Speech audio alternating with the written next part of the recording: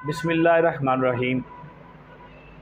MS-21 news channel के platform से मैं आपसे मुखातिब हूँ। मेरी रिक्वेस्ट है कि आप मेरे चैनल को सब्सक्राइब करें और बेल आइकन को ज़रूर पुश करें ताकि आपको मेरी वीडियोस मिलती रहें, और मुझे आपकी तनकीद और तारीफ़ दोनों का जो है वो इंतज़ार रहता है। मेरा जो सिलसिला है, आज से हमने कुछ सिलसिले शुरू किए हैं। मैं एक प्रोग्राम कर रहा हूँ जिस पे आइंदा जैसे भी अगर किसी अहबाब को इसमें ज़रूरत हो तो वो हमसे रब्ता कर सकते हैं। एक थाना एक कहानी। तो आज मेरे पास थाना चूंग की एक कहानी आई है, एक दोस्त ने भेजी है।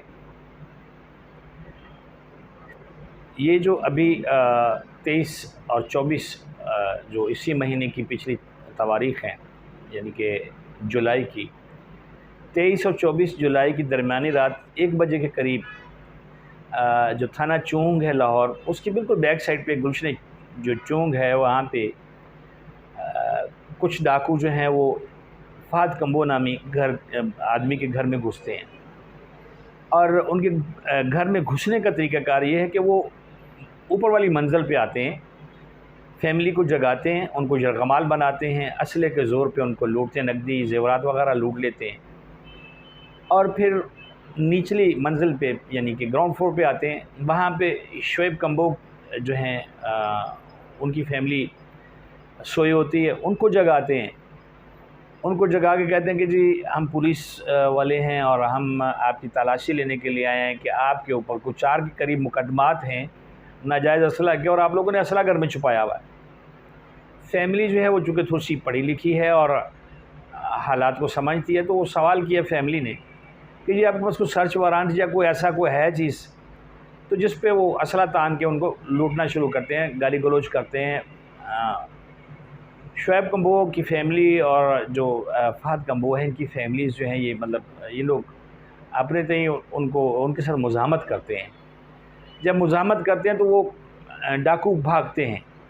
वहाँ पे एक लड़का उनके काबू आ जाता है फ़ैमिली के, उसको वो पकड़ लेते हैं, उससे वो अपने तौर पे पूछते हैं और उसको पुलिस के हवाले करते हैं। SHO थाना चूंग के पास चला जाता है।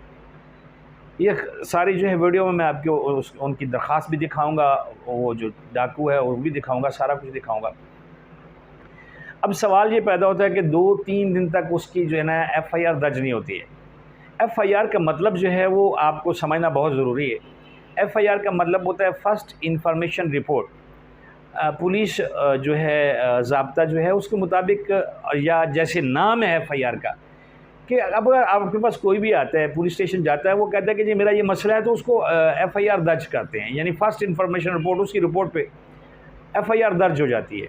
ठीक है, उसके बाद तफ्तीश होती है, जो भी मरहला होता है। लेकिन हमारे यहाँ थोड़ा सा उल्टा कानून चलता है।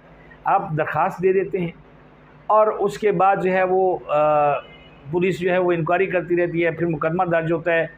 कई बार ऐसा भी हुआ है, मैं मतलब मुझे कोई ऐसा कहने में मुज़ायका नहीं है कि जो हमारे पुलिस वाले दोस्त होते हैं वो ख़ुद मशवरा देते हैं कि यार ये पर्चा ज़रा औखा है, वही साढ़े ते रिट कर दे।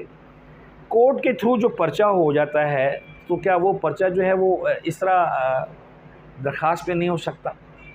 नहीं, मामला ये होता है कि जी पर्चा तो देना है, लेकिन ज़रा थोड़ा सा नखरे नाज के साथ। और आजकल जो ये इस वीडियो का हिस्सा बना रहा हूँ, आजकल एक और बड़ा सिलसिला चल रहा है। मेरी आला हुकाम से गुजारिश है और बिलखुसूस पुलिस अफसरान से गुजारिश है, मैं ये अपनी वीडियो सेंड करता होता हूँ पुलिस ऑफिसर्स को भी, कि उसमें एक बंदा जाता है, वो फ्रंट डेस्क पे सहूलत के लिए बना हुआ है, वहाँ पे जाके एप्लीकेशन देता है कि जी मेरे साथ ये हादसा हो गया है। फ्रंट डेस्क जो है उसको एक रसीद देती है, उसके ऊपर उसका टैग नंबर लगा होता है और उसको बताया जाता है कि फ़लाँ जो इन्वेस्टिगेशन ऑफिसर है उसके पास आपकी एप्लीकेशन है, ये उसका नंबर है, वो सारी डिटेल लिखी होती है।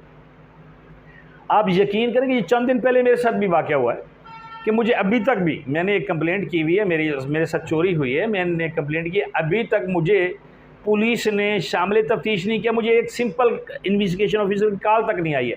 लेकिन मुझे मैसेज आ गया हुआ है कि जी मुअज़्ज़ज़ दरख्वास्त दहिंदा, आपकी दरख्वास्त खारिज कर दी गई हुई है। लेकिन प्रैक्टिस कुछ और है। प्रैक्टिस ये है कि दरख्वास्त रिकॉर्ड में पड़ी होती है, उस पर काम हो रहा होता है, लेकिन वहाँ पे चूँकि अपना बर्डन ख़त्म करना होता है कि जी हम बड़ा काम कर रहे हैं, हम थाने में बहुत ज़्यादा जो मेहनत पुलिस कर रही है और वो उस पर कार्रवाई करके दरख्वास्त बंद कर दी गई है, ठीक है। तो ये एक फजूल सा फ्रूटलेस एक्सरसाइज हो रही है, ये भी मेरी समझ में नहीं आता कि जब एक दरख्वास्त को आपने उसके जो उसका है तरीक़ाकार है उसके मुताबिक उसको डील नहीं करना, तो फिर आपको फ्रंट डेस्क पे रजिस्टर करके फिर दोबारा 2 दिन बाद मैसेज करना, ये क्या मतलब कि उसका क्या आप क्या साबित करना चाहते हैं? सिर्फ यही ना कि आप जो है पुलिस स्टेशन पे जो काम हो रहा है वो बड़ा सेटिस्फेक्शन के साथ हो रहा है जी, उन्होंने इतना काम किया कि अगले दिन दरख्वास्त जो है वो खारिज हो गई या उस पर कार्रवाई होगी, ऐसा नहीं है। बड़ा अजीब-व-गरीब सिस्टम है, खैर उल्टी चाल चली जाती है। जैसे सियारा कॉलेज में जाएँ, वहाँ पे लिखा होता है नौकरी छोड़ दो या मजबूरी। अब मजबूरी तो छोड़ी नहीं जाती और नौकरी जो है वो इस तरह की जाती है, अल्लाह माफ़ करे। हमारे बहुत सारे महकमे ऐसे हैं जिनमें नौकरी जो है वो इसलिए नहीं की जाती है कि वहाँ पे तनख्वाह मिलती है। वो तनख्वाह तो मुलाज़मीन की, कुछ अफसरान की, कुछ जो मुलाजिम हैं हमारे, उनकी कमेटी होती है।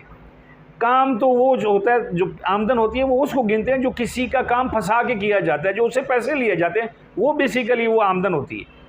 तनख्वाह तो कुछ समझता ही कोई नहीं है। बहुत सारे लोगों के, छोड़ें इस बात को कि बैंकों में पैसे पड़े रहते हैं, तनख्वाह निकलवाती कोई नहीं है, ठीक है। लेकिन अब मैं बात कर रहा था कि फ़हद क़य्यूम और शुएब कम्बो, जो फ़हद कम्बो और शुएब कम्बो के घर में डकैती होती है, पुलिस उसको जो है 2-4 दिन का वक़फ़ा डाल के FIR भी दे देती है। अभी मैं SHO साहब से रब्ता करने की कोशिश कर रहा था, मेरा रब्ता नहीं हुआ, लेकिन उन्होंने कॉल ही अटेंड नहीं की। माइट बी पॉसिबल कि वो बिज़ी हों, लेकिन मेरा ये प्रोग्राम भी ऐसा नहीं है कि मैं खुदा न खासा को ऐसा उन पे कोई ब्लेम लगा रहा हूँ, बिज़ी होंगे। लेकिन सूरत हाल ये है कि FIR दर्ज हो चुकी हुई है, बंदा पकड़ा हुआ है। अब उसके पास उसको उसकी तफ्तीश करके उससे गैंग निकलवाना, जो बाकी लोग पकड़ना है, वो पुलिस का काम है। अभी मेरी उस फैमिली से बात हुई, मैंने उनसे पूछा कि क्या आपके जो है चोर पकड़ा गया था या जो डाकू आपके घर में डकैती करने के लिए आया तो पकड़ा गया, क्या बाकी लोग भी गिरफ़्तार हुए हैं? उन्होंने कहा नहीं जी, अभी तक कुछ भी नहीं हुआ, FIR कटी हुई है, लेकिन हमें कोई इत्तला नहीं है।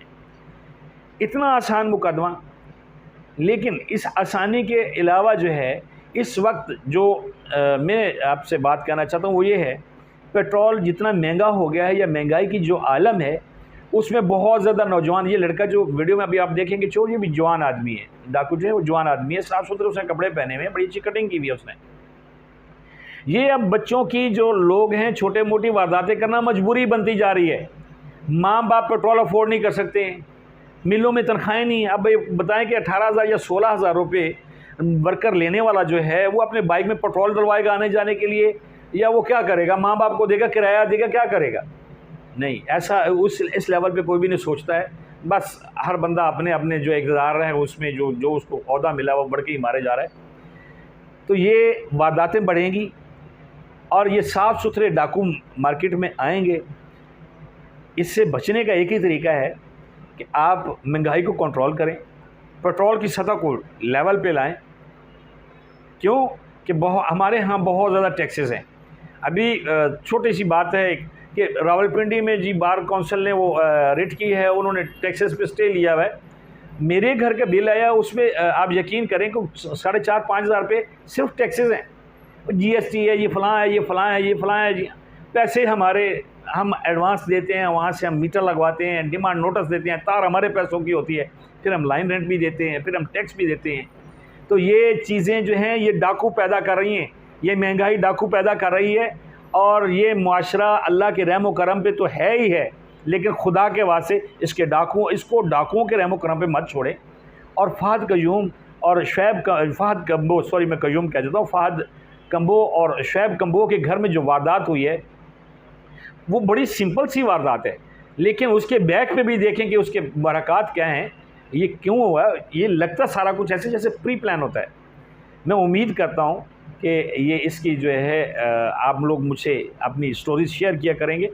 एक था ना एक कहानी के नाम से जो है ना हमने प्रोग्राम शुरू किया, ये हमारा पहला प्रोग्राम है। इसमें काफ़ी सारी गलतियाँ भी होंगी, काफ़ी सारे ऐसे मामलात भी होंगे जो हम डिस्कस नहीं कर पाए होंगे, लेकिन कोशिश करेंगे कि हम आपको अच्छी से अच्छी जो है वो स्टोरी दिया करें। जज़ाकल्लाह।